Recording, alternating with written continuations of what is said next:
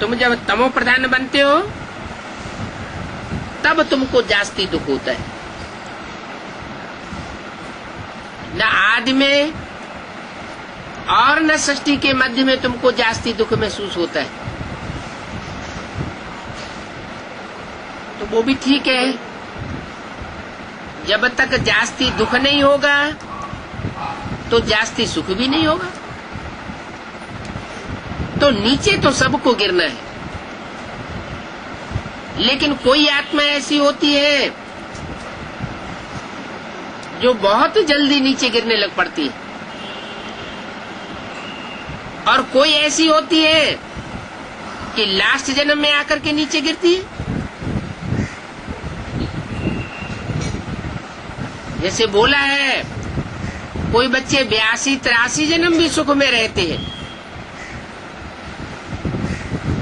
इसका मतलब अंतिम जन्म में आकर के दुख भोगते हैं।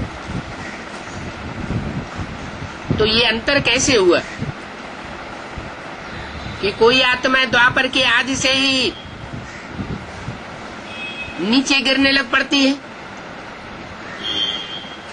और कोई आत्मा कलयुग के अंत तक भी अपने को नियंत्रित करके रखती है। इन बातों का फाउंडेशन कहाँ पड़ता है? वो फाउंडेशन का पीरियड कौन सा है, वो शूटिंग पीरियड कौन सा है? यही संगम युग। संगम युग में बाप का बच्चा बनने के बाद जो बच्चे अपने को कंट्रोल करते हैं श्रीमत पर चलने के लिए, वो बच्चे अपनी शक्ति को इकट्ठा करते रहते हैं, प्योरिटी की पावर से इकट्ठा करते हैं, और बाप की याद से भी शक्ति क्षीण नहीं होने देते, क्योंकि बाप की याद शक्ति को बढ़ाती है, पवित्रता को बढ़ाती है। दोनों बातें अरस परस हैं। पवित्रता से योग बल में बढ़ोतरी होती है, और योग बल से पवित्रता में बढ़ोतरी होती है।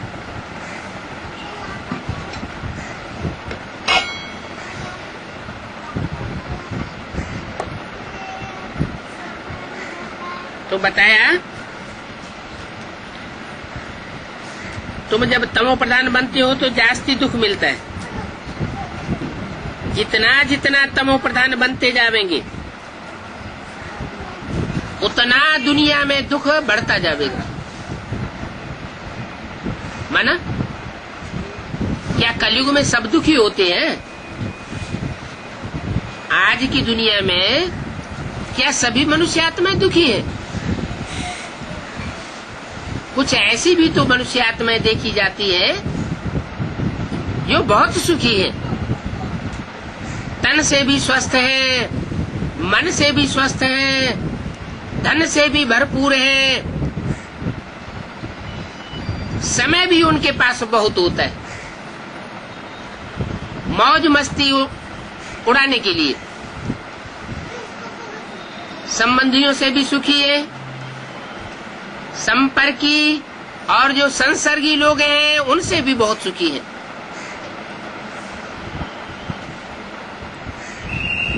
तो क्या कहे कि दुनिया तमो प्रधान हो गई,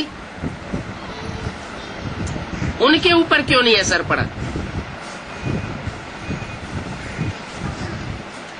ये सारा ही शूटिंग के पीरियड का कमाल है। शूटिंग के पीरियड में कोई आत्माएं आदि में ज्ञान में आती है, कोई मध्य में ज्ञान में आती है, और कोई अंत में ज्ञान में आती है। जो आत्माएं जब ईश्वरीय नॉलेज में आती है, निश्चय बुद्धि बनती है, तो वो सात्विक स्टेज में होती है। जब सात्विक स्टेज में होती है तो उनका सुख का मात्रा बढ़ जाता है, वो रिहर्सल हो जाती है। आजकल करिए दुनिया में जास्ती लोग दुखी हैं, और थोड़े लोग सुखी हैं। तो कलयुग अंत में जो थोड़े लोग सुखी देखे जाते हैं, उन्होंने ये प्रारब्ध जरूर संगम युग में पाई है। ऐसे नहीं है कि उन्होंने सतयुग के आदि का सुख भोगा है, नहीं। वो आत्माएं अंत में जाकर के समझती है, और जब निश्चय बुद्धि बनती है तो तन से, मन से, धन से ईश्वरीय कार्य में सहयोगी बन जाती है। और जब सहयोगी बन जाती है तो जे जितना सहयोगी वह उतना योगी। जास्ती योगी होगा तो जास्ती सुख का अनुभव करेगा। तो सारा शूटिंग के पीरियड में अपनी स्थिति के ऊपर मदार है। जो आत्मा जितना जास्ती ज्ञान की गहराई को समझती जाती है, वो हर समय, हर टाइम पर अपने पुरुषार्थ के ऊपर विशेष ध्यान देती है, और एक की श्रीमत पर चलने का पुरुषार्थ करती है। एक में बुद्धि उनकी टिकी रहती है। जितना जितना बुद्धि अनेकों में फंसती जाती है, प्रभावित होती जाती है, तो अनेक मत अर्थात रावण की मत, उससे दुर्गति होती है। रावण को इसीलिए 10 सिर दिखाए जाते हैं और राम को 1 सिर दिखाया जाता है। 1 सिर का मतलब ही है एक मत। एक मत से सदगति और अनेक मत से दुर्गति। तो अनेक गुरुओं के चक्कर में न फंस के एक ही बार में पक्का निश्चय कर लिया जाए कि ये हमारा परम पिता परमात्मा है। हमको अंत तक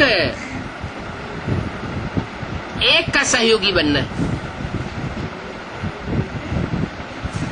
तो जन्म जन्मांतर हम एक बाप से प्राप्ति की हुई गति और सदगति का वर्षा लेते रहेंगे।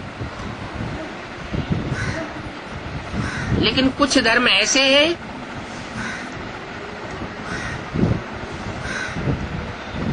जो व्यभिचारी बनते हैं और व्यभिचार फैलाते हैं। बुद्धि एक जगह टिकने का सवाल ही नहीं।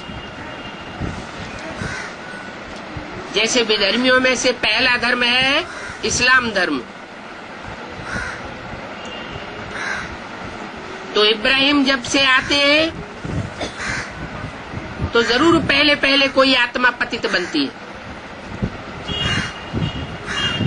जिसमें उनको प्रवेश करना है।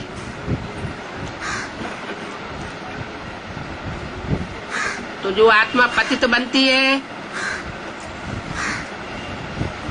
वो कौन से युग से आती होगी? इब्राहिम तो द्वापर के आदि से ही आया ऊपर से,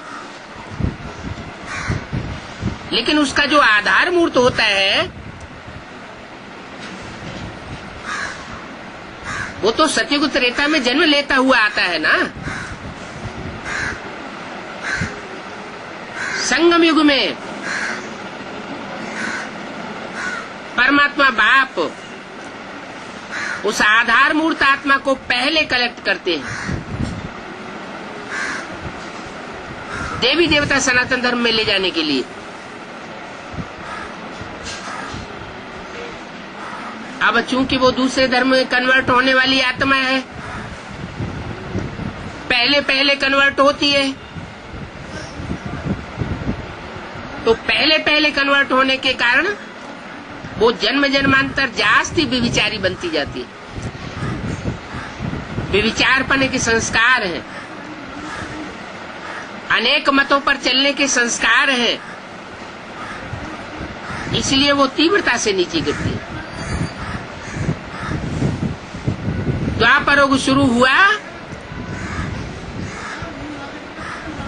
और आत्माएं भी नीचे गिरती है, कोई भी धर्म में कन्वर्ट होने वाली देव आत्माएं नीचे गिरती है, क्योंकि देवताओं में भी नंबरवार है। कोई देवात्मा ऐसी है जो द्वापर के आदि से ही कन्वर्ट होना शुरू हो जाती है, कोई देवात्मा ऐसे है जो अंतिम जन्म में जाके कन्वर्ट होती है, और कोई ऐसी है जो आदि से अंत तक कन्वर्ट होती नहीं। तो ज्यादा पतित कौन बनेगी? जो आदि से ही कन्वर्ट होना शुरू हो जाते हैं वो जास्ती नीचे गिरते हैं।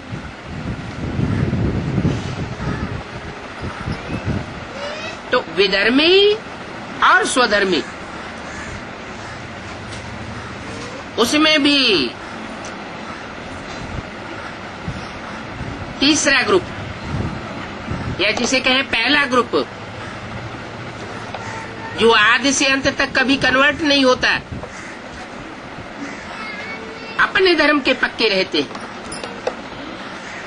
वो सबसे जास्ती फायदे में रहते हैं। तो बाप भी बताते हैं, बच्चे श्रीमत से तुम जन्म जन्मांतर के लिए सुखी रहते हो, मीठे बने रहते हो, कड़ुए नहीं बनते हो।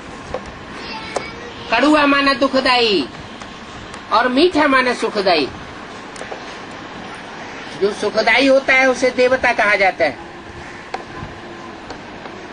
जो दुखदाई होता है उसे राक्षस कहा जाता है। मनुष्य ऊंचा उठता है तो देवत्व कहा जाता है, और मनुष्य जब नीचे गिरता है तो राक्षस कहा जाता है। तो मानवीय जीवन की ये 3 कैटेगरीज है। भगवान आकर के देवता बनाता है, और मनुष्य गुरु आकर के राक्षस बना देते हैं।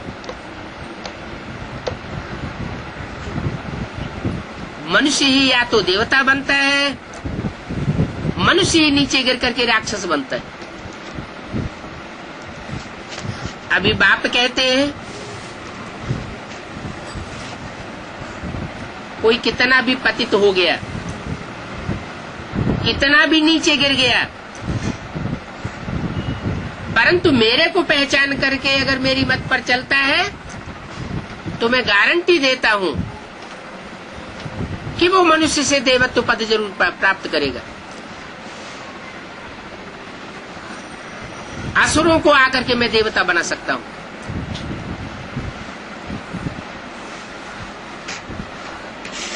इस जन्मों के लिए हेल्थ, वेल्थ, हैप्पीनेस कंप्लीट देता हूं, और 21 जन्मों के आधार पर 63 जन्म द्वापर और कलयुग में भी प्राप्ति के संस्कार आत्मा में नुदे हुए होते हैं। सत्युग त्रेता में कोई पुरुषार्थ करने की दरकार नहीं होती, वहां तो प्रारब्ध का युग है। लेकिन द्वापर कलयुग में आत्मा में जो संस्कार होते हैं पुरुषार्थ करने के, वो संस्कार देखे जा सकते हैं। कोई कोई ऐसे भी पुरुषार्थी देखे गए हैं हिस्ट्री में कि एक ही जन्म में वह सिपाही से ऊंचे बढ़कर के सम्राट बनकर के बैठ गए। तो ये नीचे स्तर से बढ़कर के ऊंचे से ऊंचे स्तर तक पहुंचने का संस्कार आत्मा ने कहाँ धारण किया? संगम युग में आत्मा धारण करती। सारे ही संस्कार संगम युग में पड़ते हैं।